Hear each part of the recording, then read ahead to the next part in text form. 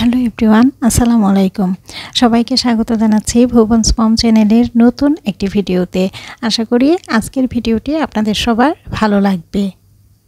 আজকে একেবারে ছোট্ট একটা ভিডিও শেয়ার করতেছি আপনাদের সাথে।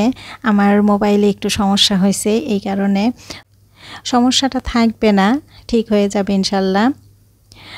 এখানে জামের বিচি আমি শুকাই নিছি। এই সিজনে আমরা যত জাম খাইছি সেই জামের বিচিগুলা কিন্তু ফেলি নাই, সবগুলি বিচি এখানে আমি ভালোভাবে রোদে শুকিয়ে তারপরে এখন একটা কন্টেনারে ভরে রাখবো।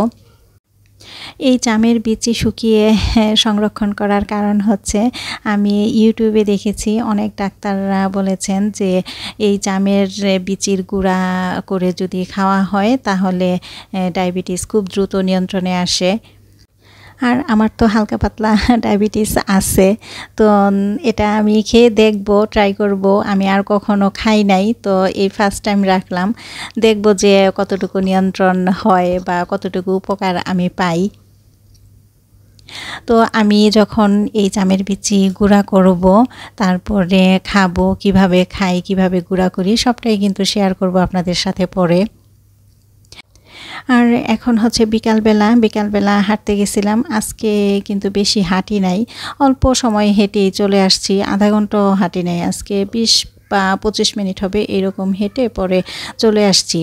আর হাঁটতে যেয়ে পরে যে রং বেরং অর্গানিক শপ, এই দোকানটাতে গেলাম। এই দোকানটা অনেক দিন আগেই হয়েছে, তো আমার আর যাওয়া হয় নাই, তো ভাবলাম যে আজকে যাই। তো আজকে যেয়ে পরে কিছু জিনিস কেনাকাটা করলাম।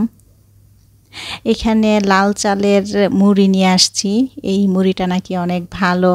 তো এই মুড়িটা এখানে হাফ কেজি মুড়ি 100 টাকা নিছে, দামটা একটু বেশি, তারপরও দেখবো যে কেমন, এই ফার্স্ট টাইম নিয়ে আসছি।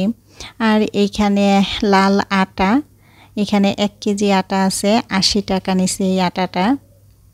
আর এখানে নিয়ে আসছি সাদা তিল। এই তিলটা অনেক কাজে লাগে, দেখা যায় অনেক টাইপের রান্নাতেই তিল লাগে, তো এজন্য নিয়ে আসলাম। এই কৌটাটা নিচে 160 টাকা।